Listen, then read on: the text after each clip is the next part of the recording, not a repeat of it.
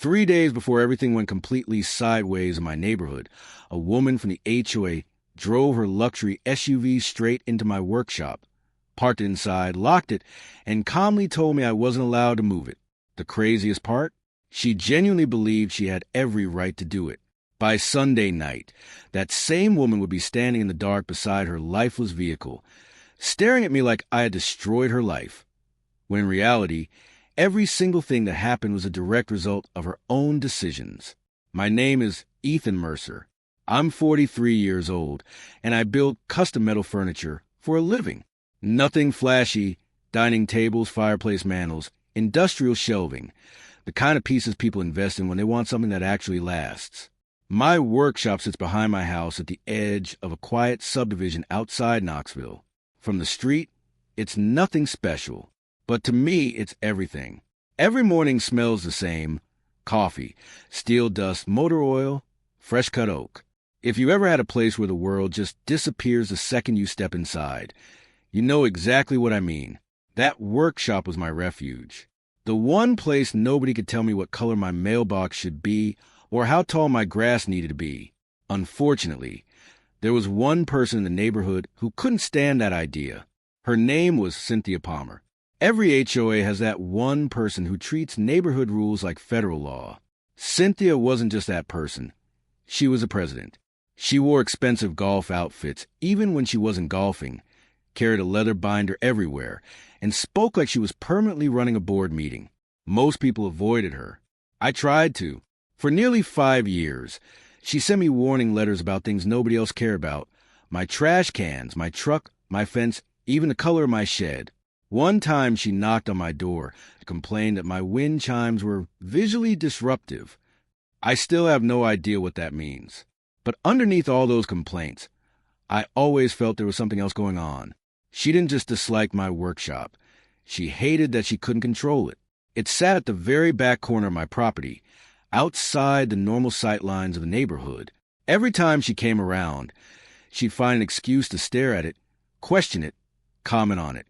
It was like the mere existence of a space beyond her authority drove her insane. Then came Friday morning.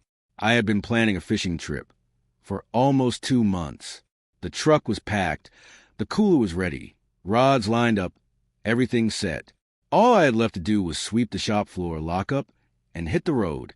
Around 8:30, I stepped outside the side door of the workshop to grab a broom leaning against the wall. I was gone maybe a minute.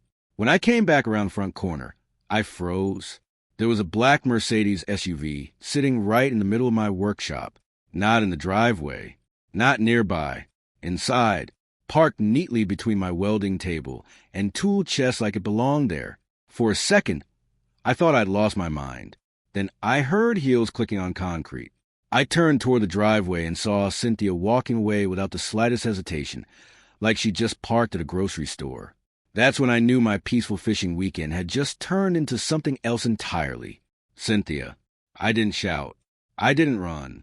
I just stood there staring at the SUV in my shop and said her name. She stopped halfway down the driveway and turned slowly. The smile on her face told me she knew exactly what she was doing. "Good morning, Ethan," she said cheerfully. I pointed at the building. "What is your vehicle doing inside my shop?" She glanced back casually. "Oh, that?" she said, like we were talking about a flower pot. "It's supposed to hit 95 today. The paint protection coating on my vehicle is extremely sensitive." I waited. She just smiled. "Cynthia," I said, "why is your car inside my building?" She adjusted the binder against her hip. "Because your doors were open." For a moment, I thought she was joking. She wasn't. She actually looked proud of herself. Then she launched into one of the most ridiculous explanations I've ever heard. According to her, because my workshop doors were open and I wasn't actively using the entire space at that exact moment, the building could be considered a temporary community preservation area under HOA authority. I blinked twice. There was no such rule. I knew it. She knew it. The mailbox across the street probably knew it. But she delivered it with the confidence of a Supreme Court justice. I laughed. I couldn't help it. That didn't go over well. "I'm serious," she said. "No, you're not." "I absolutely am. You parked your car inside my workshop. You weren't using the space. It's my property. It benefits the community. I stared at her for a few seconds, then asked the only thing that mattered. When are you moving it? She checked her watch. Probably around 4. This afternoon? Yes. I almost laughed again. Cynthia, I'm leaving town in an hour. She shrugged, then leave the doors open. We just looked at each other. Then she said the sentence that changed everything. If anything happens to my vehicle, the HOA will hold you financially responsible. There it was, not even hidden. And for some reason, that's when all my frustration disappeared. I wasn't angry anymore. I wasn't even annoyed. I was calm, the kind of calm that usually means someone has made a very big mistake. I glanced over at my neighbor Hank. He's a retired electrician, about 70, and says maybe 20 words a day. He was sitting on his porch, coffee in hand, watching everything. Our eyes met. He gave me one slow nod. That was it. No speech, no advice, just a nod. And somehow, that told me everything I needed. I turned back to Cynthia. Okay. She looked surprised. Okay. Yep. You're agreeing? Absolutely. A look of victory spread across her face. She thought she'd won. She turned and walked toward the street. Wonderful, she called back. I'll retrieve it later. Then she disappeared around the corner. The moment she was gone, Hank started laughing quietly. You gonna let that slide? He asked. I looked at the SUV, then at my shop. Nope. What are you thinking? I smiled. Honestly? I'm thinking she told me not to touch her car. Hank raised an eyebrow. And I'm not going to. A bigger smile spread across his face. Oh, no. Oh, yes. I walked back into the workshop and closed the first overhead door. The steel rattled as it rolled down. The SUV sat perfectly still inside. Then I closed the second door. The shop went quiet. Just me, my tools, and Cynthia's hostage vehicle. I walked over to my welding rack. Now here's something most people don't realize about fabrication work. Sometimes it's not about building things. Sometimes it's about making sure things don't move. I grabbed 4 lengths of heavy square steel tubing, the kind used for trailer frames. Real steel, the kind that doesn't negotiate. I dragged the first piece into place against the door track, lowered my welding mask, and pulled the trigger. Blue-white light filled the room. Sparks scattered across the floor. One weld, then another, then another. Molten steel fused everything solid. By the time I finished the first brace, that door wasn't opening for anyone. Not without tools. Not without effort. Definitely not without permission. I repeated the process on the other side, then moved to the second door. More steel, more welds, more sparks. When I finally lifted my helmet, sweat was running down my neck, and the metal glowed faint orange in the dim light. Solid, clean, professional. Technically, all I had done was secure my own building. Nothing more, nothing less. Then I noticed my fishing tackle box sitting on the back bench. To grab it, I had to squeeze past her SUV. Carefully, very carefully, I made sure not to touch it. Not a fingerprint, not a scratch, not even a smudge. The last thing I needed was her claiming I damaged it. I grabbed the box, walked out, locked the side door with a heavy industrial padlock, and mounted 2 signs. Private property. No trespassing. Simple, clear, legal. By the time I finished, it looked like something out of a movie. Hank walked over and studied the doors. That's going to make her mad. I tossed my gloves into the truck. She was already mad. He nodded. Fair point. I got in, started the engine, and headed out. The lake was 2 hours away. The weather was perfect, and somehow I had a feeling my weekend entertainment had just begun. What I didn't know yet was that by sunset, Cynthia would be in my driveway, screaming at a steel door, calling the sheriff, and making a decision that people in this neighborhood would talk about for years. The first motion alert came through at 5:17 that evening. I was sitting by the lake with a beer in one hand and a fishing rod in the other when my phone buzzed. I already knew who it was. I opened the security app and leaned back. There she was, Cynthia, and she wasn't alone. 2 other HOA women stood beside her, dressed like they were headed to a country club lunch. They walked up the driveway laughing until they reached the workshop. The moment she saw the doors shut, her smile disappeared. She froze. I watched the confusion spread across her face through the camera. She clicked her key fob.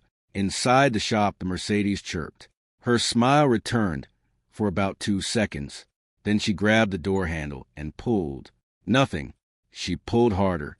Still nothing. I took a sip of my beer. One of the other women stepped closer. "Cynthia, I don't think it's opening." "No kidding." She yanked again. The door didn't even move. That's when the panic started. Not full panic yet, just the moment reality stopped following the script in her head. She rushed to the side entrance. Then she saw the padlock. Then the signs. And then she completely lost it. "He locked it," she shouted. "He actually locked it." One of the women pointed at the sign. "Maybe we should call him." "I already did. He's not answering." I smiled. My phone had been on silent all day. Back at the lake, the water looked like glass. Back home, Cynthia was pacing like a caged animal. Eventually, she called the sheriff. A few minutes later, red and blue lights lit up my driveway on camera. To his credit, the deputy handled it exactly how I hoped, calm, patient, and clearly exhausted. Cynthia launched straight into her story. "My vehicle has been illegally detained." The deputy blinked. "Detained?" "Yes." "By who?" "My neighbor." He looked at the building, the signs, then back at her. "How did your vehicle get inside?" "I parked it there." There was a long pause. "You parked inside his workshop?" "Yes." "Without permission?" She hesitated. That hesitation told him everything.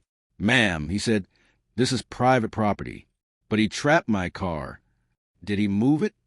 "No." "Damage it?" "No." "Steal it?" "No." "Then this is a civil matter." The look on her face was priceless. Then she said something I'll never forget. "Can't you just cut the lock?" The deputy actually laughed. "No, ma'am." "You have tools." "No." "You have a gun." "No." "You work for the county." Still no. I nearly fell out of my chair laughing. The deputy left soon after, and that's when things truly went off the rails. The second those lights disappeared, Cynthia snapped. Completely. She stared at the door, shaking with rage, then screamed.